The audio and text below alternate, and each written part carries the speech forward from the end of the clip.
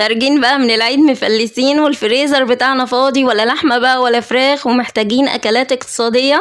قومي بقى هاتي بتنجيتين وبطاطسيتين وكام طماطمايه وكام فلفلايه، وتعالي نعمل بيهم اجمل والذ مسقعة ممكن تدوقوها.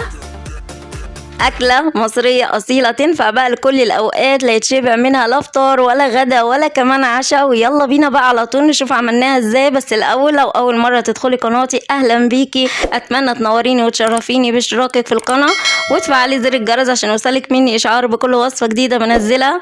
لايك وشير للفيديو لو عجبكم.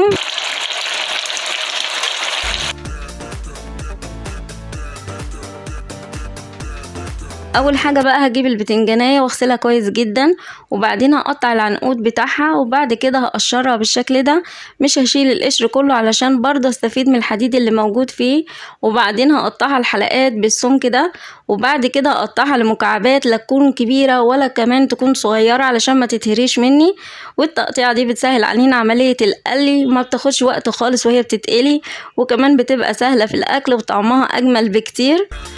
هحطه بقى في مصفى وهنزل عليه بشوية من الملح وكمان عصرة ليمونة علشان يفضل بلونه وما يسودش مننا. هديله بقى كده تقليبه واسيبه ينزل المية بتاعته اللي فيها المرارة كده، يقرمش معاكي في الزيت وعمره ما يشرب زيت ابدا.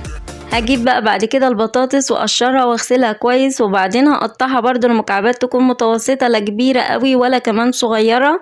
واخدهم بقى واحط عليهم مية ساقعة من التلاجة وكمان معلقتين من الخل، وبكده هتطلع مقرمشة معاكي وعمرها برضو ما هتشرب زيت. والفلفل برضو هقطعه لمكعبات متوسطة، معايا فلفل اخضر واصفر واحمر علشان الطبق بتاعنا يطلع شكله حلو. والفلفل بقى الحامي علشان ما يخليش المسقعة بتاعتك حامية قوي، خليه سليم وما تفتحوش اصلا، سيبيه مقفول كمان. وسبت كمان فلفلتين رومي بحبهم كده زي ما هما. بالنسبة بقى للطماطم بتاعة المسقعة ما بتتعصرش في خلاط ولا في كبة، احلى حاجة ليها نقطعها مكعبات صغيرة بالسكينة عادي خالص، كده بيبقى طعمها احلى والذ بكتير. وبكده خلاص نكون جهزنا كل المكونات بتاعتنا. وادي كمان البتنجان نزل المية بتاعته، وبكده تضمني انه لا يمكن ابدا يشرب زيت. هنروح بقى دلوقتي على البوتاجاز في الطاسة. اول ما الزيت يسخن هبدأ في الاول احط البطاطس، مش هقليها بس انا عايزة اديها لون ذهبي مش اكتر، يعني بتاخد في السوا حوالي 75%.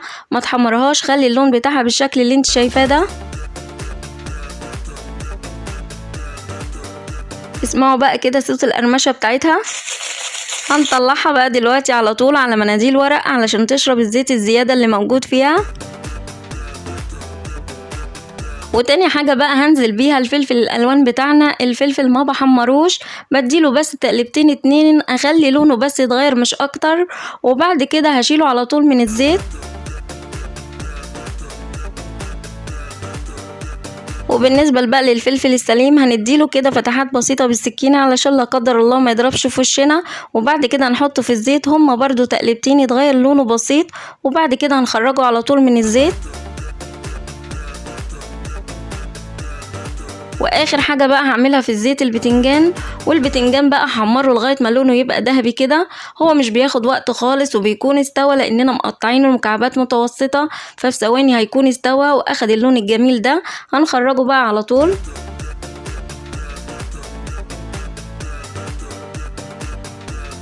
شايفين بقى الطاسة بتاعتنا كمية الزيت اللي فيها مقلش غير حاجة بسيطة جدا، مش زي بقى ما متعودين ان البتنجان بيشفط الزيت بتاعنا. فالطريقة دي بجد حلوة قوي وهتجربوها وهتعرفوا.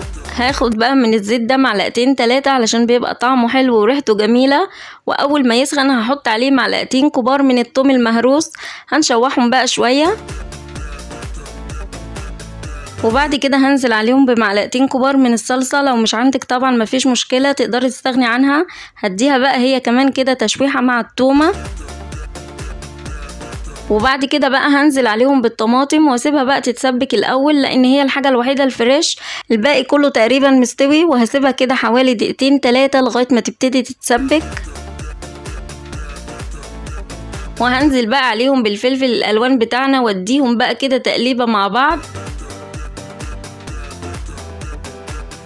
واتبلها بقى بشويه من الفلفل الاسمر وشويه من الكمون. وظبطي بقى الملح بتاعك وبس كده، كفايه التوابل دي، ما تحطيش اي حاجه تانية. وهنزل كمان عليهم بالفلفل السليم وكمان البطاطس، واديها بقى كده تقليبة حلوة كده مع بعض. واخر حاجة هنزل بيها البتنجان، وادي بقى كل الجمال ده كله مع بعض تقليبة حلوة. ولو لقيتيها ناشفة شوية حطي عليها كوباية من المية السخنة وسيبيهم بقى كده دقيقتين 3 لغاية ما كل الحاجات دي يتشربوا كده وياخدوا من طعم بعض. بجد حاجة كده قمر، شكلها وطعمها وريحتها يخلوكي تاكليها كده من وهي لسه على النار. وبكده تكون المسقعة خلصت معايا، تقدري تستكفي لغاية هنا وتاكليها بالهنا والشفا. بس انا حابة احطها شوية كده في الفرن بتبقى احلى من كده كمان. فهجيب بقى البايركس بتاعي او الصينية او الطاجن، اي حاجة موجودة عندك تنفع، واحطها فيه بالشكل ده.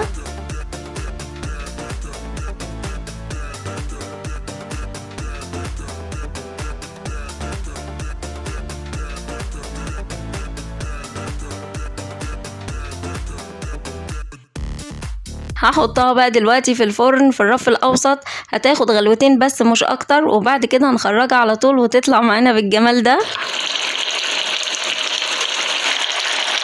ايه رأيكم بقى في اكلتنا النهاردة؟ اكلة اقتصادية طعمة جدا، شكلها وطعمها وريحتها يفتحوا النفس على الاكل مع حتتين مخلل، وكلي بقى وما تعديش. اعملي بقى المسقعة بالطريقة دي وصدقيني هتعجبك جدا انتي وولادك وكل اللي هياكلوها من ايديكي، وتسلم ايديكي وعينيكي. وبكده خلاص خلص الفيديو بتاعنا النهارده. لو عجبكم بقى الفيديو ما تبخلوش عليا باللايك والشير وتفعلوا الجرس عشان يوصلكم مني كل جديد، واللي ما اشتركش في القناه يا ريت يشترك. والسلام عليكم ورحمه الله وبركاته.